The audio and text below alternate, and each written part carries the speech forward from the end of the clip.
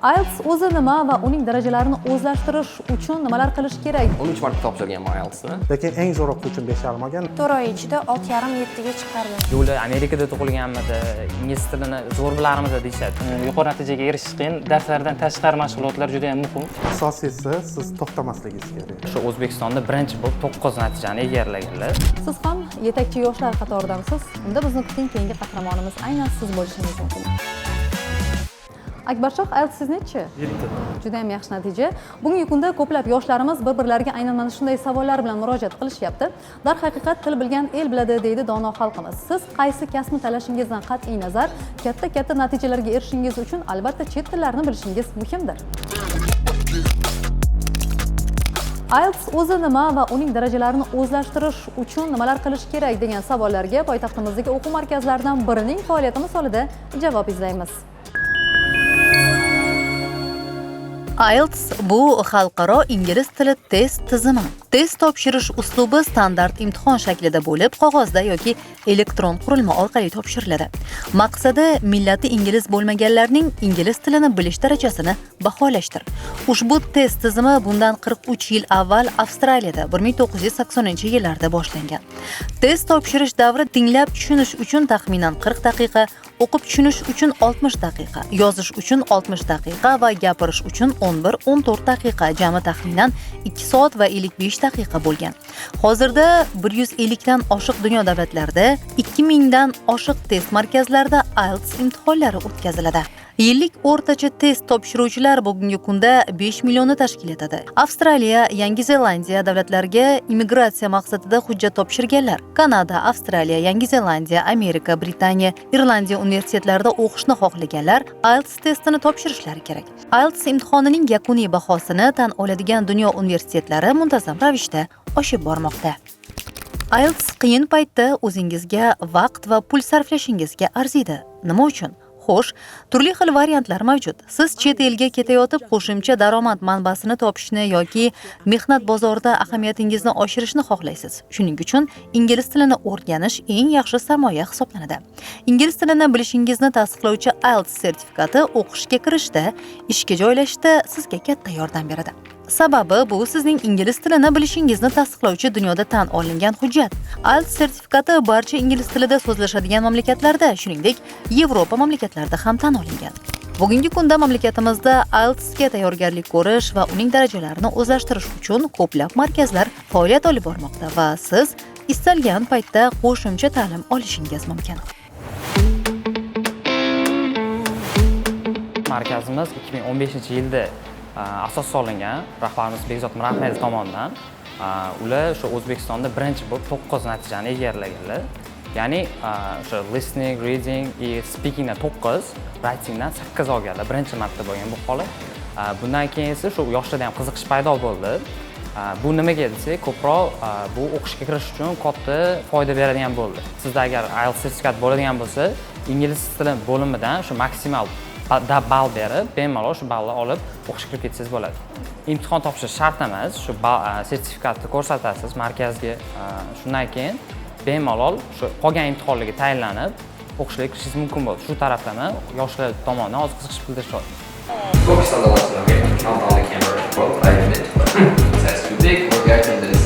o'sha abituriyentlik paytimda ingliz tilini o'rganishni boshlaganman. 1 yil, 1,5 yil davomida o'qib, IELTS topshirganman. O'shanda ham 7,5 ball qo'l kiritganman. Juda ham yaxshi natija edi o'sha vaqt uchun. Keyinchalik universitetga kirdim. Shu IELTS orqali. Даже bir nechta universitetga kirdim. Hammasiga qabul qilindim. O'zbekistondagi NQga, Westminsterga, Narxozga, keyin Ametini tanladim.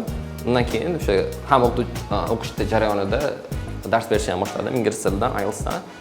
O'shandan keyin sekin-sekin ko'tarib borildim. Misol uchun birinchi 8 oldim, keyin 8,5, keyin oxiri keyin 9 ga ham erishdim. It's a long slow and also notice that men kichkina shaharda katta bo'lganman va yon qo'shnilarimiz bilan kichkina joylarda, qishloqlarda, mahallada qo'shnilar bilan munosabat juda ham yaqin bo'ladi. Yon qo'shnimiz turmushga chiqqanlar va turmushga chiqqanlarida turmush o'rtoqlari ingliz tili o'qituvchisi bo'lgan.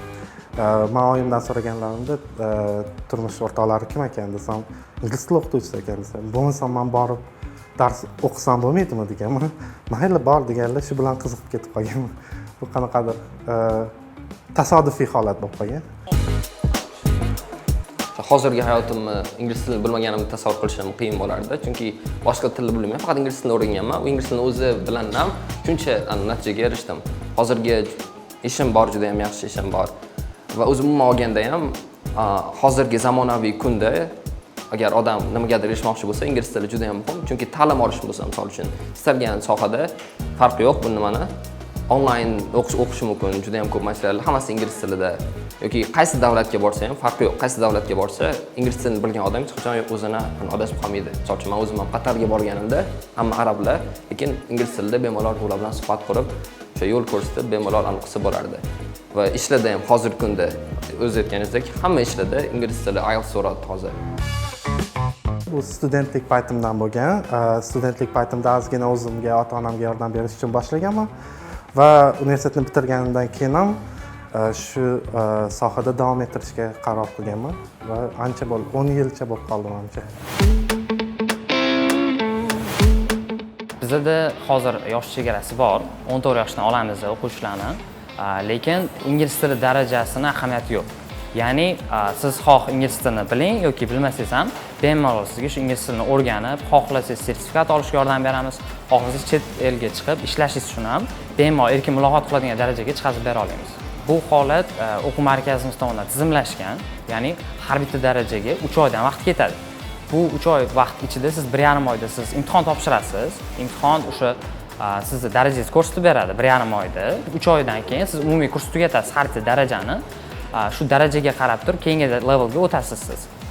Xo'p, shunda taxminan 12 oydan 16 oygacha vaqt ketadi. Siz ingliz tilida erkin muloqot qilishingiz uchun. Endi agar siz ingliz tilini bilib turib, qanaqadir darajaga ko'tarilmoqchi bo'lsangiz, bu tezroq bo'ladi. Ya'ni sizda misol uchun IELTS da qanaqadir ball bor, lekin siz chetga ketishingiz uchun u yetarli emas. Unda 3 oydan taxminan 6 oygacha bemalol ko'tarib olsak bo'ladi. Har yili millionlab yoshlar IELTS imtihonini topshiradi. Ammo savol tug'iladi. Bu ballar nimani anglatadi va eng muhimi sizga qanday imkoniyatlar beradi? Tasavvur qiling, siz IELTS dan 5 ball oldingiz. Bu hali boshlanishi. Tilni tushunasiz, gaplashasiz, lekin hali yo'l oldinda. Bu ball bilan siz Yevropadagi tayyorlov kurslariga yoki ba'zi davlatlarda ishchi viza uchun ariza topshira olasiz. Masalan, Polsha, Litva, hattoki Turkiyada ba'zi lavozimlar uchun bu ball yetarli. Keyingi pog'ona 6 ball. Bu sizni ko'proq joylarga olib boradi. Kanada, Avstraliya yoki Angliyada o'qish, ishlash yoki immigratsiya qilish uchun yo'l ochiladi. Ko'plab universitetlar va dasturlar uchun bu ball minimal eshik ochuvchi hisoblanadi. Endi esa 6,5-7. Siz o'zingizga men ingliz tilida ishlay olaman deb bemalol ayta olasiz. Bu ball bilan siz nufuzli universitetlarga, masalan, Toronto universitetiga yoki Londondagi kollejlarga kirishingiz mumkin. Grant olish ehtimoli oshadi. Immigratsiya jarayonlarida esa bu ball juda muhim. Va agar siz 7,5 yoki 8 olsangiz, siz haqiqiy xalqaro darajaga chiqasiz. Til siz uchun to'siq emas, aksincha ko'prik bo'ladi. Siz dunyoning eng kuchli universitetlarida grant bilan o'qishingiz, global kompaniyalarda ishlashingiz yoki ilmiy izlanishlar olib borishingiz mumkin. Nihoyat 9 ball. Bu mukammallik. Bu ball bilan siz istalgan joyda, istalgan darajada tan olinasiz. Akademik olam sizga ochiq, diplomatik sohalar, jurnalistika, xalqaro korporatsiyalar hammasi sizga tayyor turadi. Bu nafaqat bilim, bu brendga aylangan til darajasi. Xulosa qilib aytganda, IELTS bu test emas, qaysidir ma'noda orzularingizga olib boradigan yo'l deyish mumkin. Necha marta topshirgansan deysa, 13 marta topshirganman IELTSni. O'sha 9 olgunimcha, undan oldin 8,5 juda ham ko'p marta 8,5 chiqqan. Ko'p harakat qilish kerak, qiziqish kerak. Lekin faqatgina IELTS bilan ham bog'lanib qolish ham yaxshi emas. Doim aytadigan narsamiz, qanchalik tez yoki sekin ketishingizni farqi yo'q. Asosiysi siz to'xtamasligingiz kerak. Hamma har xil qobiliyat bilan tug'iladi. Ba'zilarning til qobiliyati zo'r, ba'zilarga umuman o'qituvchi ham kerak emas. Lekin ba'zilarda sekinroq bo'ladi. Eng asosiysi tashlab qo'ymagan odam, intizom bilan davom ettirgan odam albatta vaqti kelib o'sha natijaga erishadi. Men bu o'quv markazida 4 oydan beri tahsil olib kelaman. Darajam 5 bo'lgan. 4 oy ichida 6,5-7 ga chiqardim. Speakingimdan уже 7-6,5 chiqyapti. Boshqa sakshlarim ham juda ham yaxshi ketaverdi. Ustozimiz Yodgora Elimmasova 8,5 IELTSlari bor va CELTA sertifikatlariga ega ustoz. Ularning darslari juda ham qiziqarli o'tadi va o'yin sifatida qiyin grammatik strukturalarni va sectionlardan yaxshi ball baland olishni o'rgatadilar. Bu markazga o'qishga kelishimdan maqsad IELTS sertifikatini qo'lga kiritish. Endi IELTS sertifikatini qo'lga kiritish uchun endi vaqt juda ham kam. 6 oyning ichida yaxshi natijani qo'lga kiritishim kerak. Bu yerdagi o'qituvchilar dars o'tish metodlari juda ham ajoyib, menga yoqdi. Aynan Oxford, Cambridge universitetlari darajasidagi ta'lim berilyapti. Aynan yuqori standartdagi o'qitish metodlaridan foydalanilyapti. Darslar 2 soatdan o'tiladi va har bir o'quvchiga alohida yondashtiriladi va har bir darsda speaking mashg'ulotlari olib boriladi yoki har bir darsda alohida qaysidir mahoratni rivojlantirishga qaratilgan metodlar juda ham foydali bo'lyapti hozir. Biz markazga kelgan o'quvchilarni test qilib olamiz. Boyga aytganimdek, har 1,5 oy test qilamiz. Bu nimaga yordam beradi? O'sha o'quv markazida o'qiyotgan o'quvchilarimizni ko'p qismi IELTSdan o'sha yuqori 7+ natija olishiga yordam beryapti. Hozirgi kunga kelib bizda 1000 dan oshiq o'quvchimiz 7,5 natija olib bo'lishdi.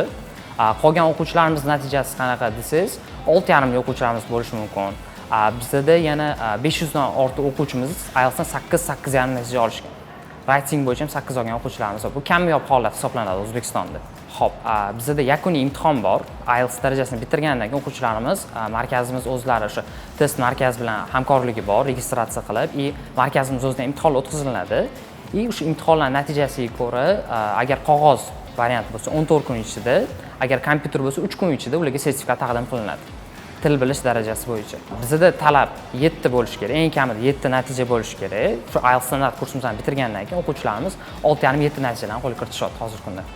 Bu o'sha kerak bo'lsa Amerikada o'qishlagan bemalol yetyapti. O'quvchilarimiz bor, chet el mamlakatlarda ham o'qiyotgan. Toshkent davlat yuridik universitetiga topshirmoqchiman. U yerda 5-fan ingliz tili hisoblanadi va 63 ball beradi. Agarda sertifikat bo'lsa 63 ball уже yopilgan hisoblanadi. Shuning uchun men ingliz tilida o'qiyman. Ikkinchi narsa bu traveling. Men chetga chiqishni xohlayman va bunga ingliz tili kerakligini juda ham yaxshi bilaman. Ikkinchi maqsadim chetga chiqish. Umuman har qanday tilda o'z ustida ishlamasa yuqori natijaga erishish qiyin. Darslardan tashqari mashg'ulotlar juda ham muhim. Faqat o'qituvchi bergan uyga vazifa emas, undan tashqari kitob o'qish, inglizchada yoki film tomosha qilish ham baribir o'sha tilni o'rganishga kiradi. Undan tashqari support teacherlarimiz bor. Ular bilan ham ingliz tilini o'rganishda davom etyapmiz. Darsdan tashqari albatta. Masalan, haftada 6 kun ingliz tilida dars mashg'ulotlarini amalga oshiryapman. Shaxsan 3 kun o'zimizning asosiy darslarimiz bo'lsa, qolgan 3 kun aynan support teacherlar bilan shug'ullanib, ingliz tili muhitini o'zim uchun har kun yaratishga harakat qilyapman. Aynan qisqa vaqtda yaxshi natijaga erishish uchun. Til o'rganishda faktorlar ko'p, lekin ularning orasida qobiliyat degan faktor aytilmaydi odatda. Ilm fanda qobiliyat yo'q til o'rganish uchun. Istalgan odam til o'rgana oladi. Faqat ularni har xil o'zini o'rganish uslubi bo'ladi. Ba'zilar ko'rib o'rganadi, ba'zilar eshitib o'rganadi. Shuning uchun o'sha qiynalayotgan odamlar ko'p ehtimol o'zini uslubini hali topa olmagan bo'lsa kerak. Ya'ni yodlash, eskicha yodlash usullari hozir unchalik emas, samarali emas-da. Zamonaviyroq usullar bilan o'zi qiziqqan, misol uchun kino ko'rib yoki YouTube'da har xil nimalar ko'rib o'rgansa, menimcha tezroq va ko'proq muvaffaqiyatga erishgan bo'lardi.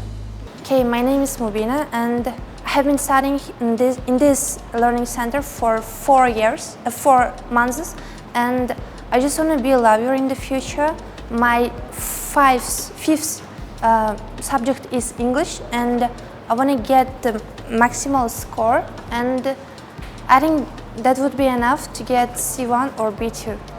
Oldin ko'p bo'lardi haqiqatan, masalan, PlayStationlarga borish yoki o'rtoqlarim bilan futbol o'ynash yoki masalan oddiygina internetda ko'p o'tirish holatlari bo'lardi oldin, lekin aynan darslarga ko'proq e'tibor berish uchun bulardan ketish kerak. O'zi umuman til o'rganish emas, boshqa dars qilish jarayonida ortiqcha narsalardan ketish kerak deb o'ylayman. To'g'ri, do'stlar bilan o'ynash yoki qanaqadir futbol, PlayStation topiladi, boshqa payt ham topiladi, lekin o'qishga ajratilgan vaqt, sizning yoshligingiz bebaho va buni o'qishga sarflash muhim.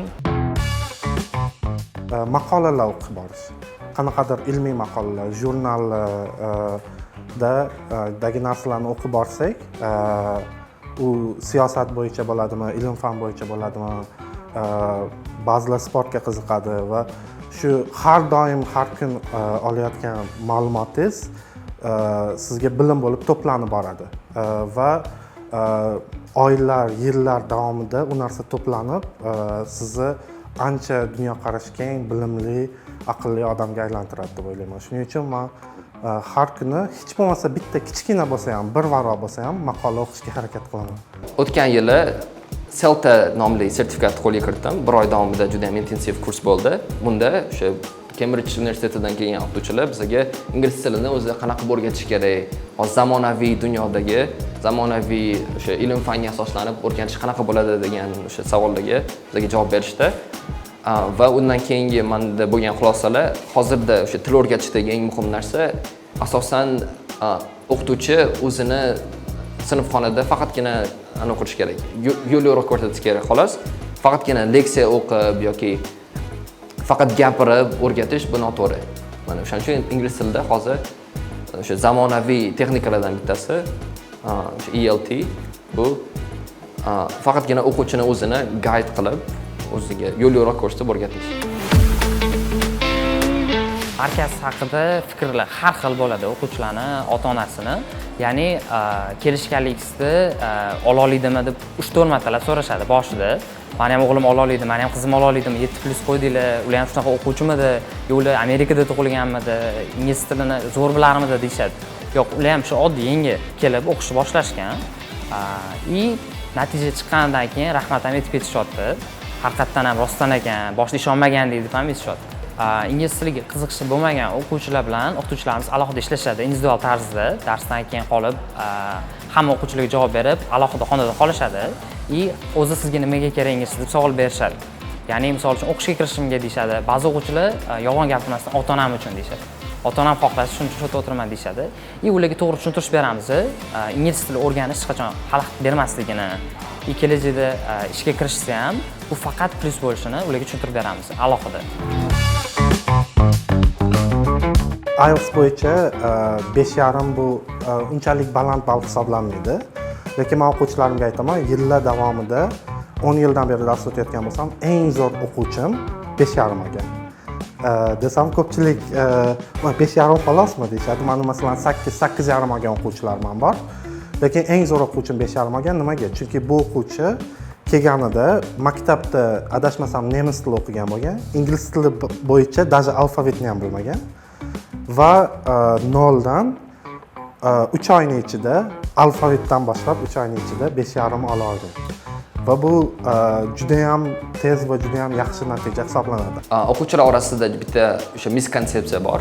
Ko'pchilik o'ylaydi, faqat men o'rganishim kerak, o'qituvchi menga hamma narsani qo'limdan ushlab qilish kerak, spoon feeding deydi ingliz tilida. Lekin va o'zimni misol uchun sinf kursdoshlarimdan yoki guruhdoshlarimdan hech narsa o'rgana olmayman deb o'ylaydi. Lekin o'sha zamonaviy CELTA stilida dars o'tilsa, asosiy o'rganiladigan narsa bir-biri bilan peer support deydi bu narsani. Ya'ni o'zaro bir-biri bilan o'rganadi. Biz IELTS zonda shu narsa juda ham keng tarqalgan. Ko'pchilik insho yozishda hozir bir-birinikini tekshirib aniqlash mumkin.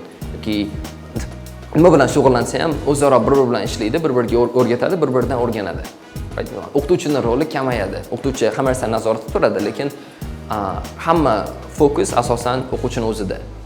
Imtihonga topshirish uchun o'quvchilarimiz test markaziga borishgan.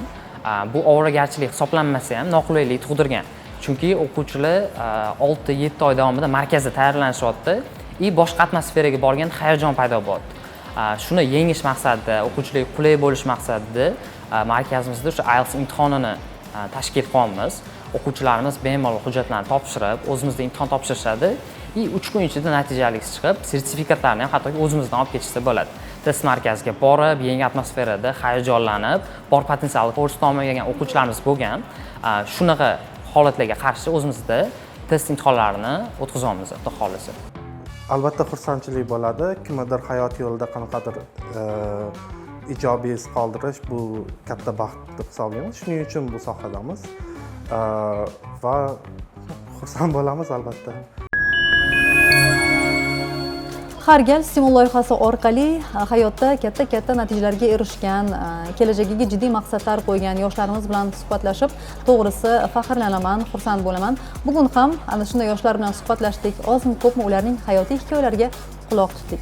Siz ham yetakchi yoshlar qatoridamisiz? Unda bizni kuting, keyingi qahramonimiz aynan siz bo'lishingiz mumkin. Yana stimulda ko'rishguncha o'zingizni ehtiyot qiling.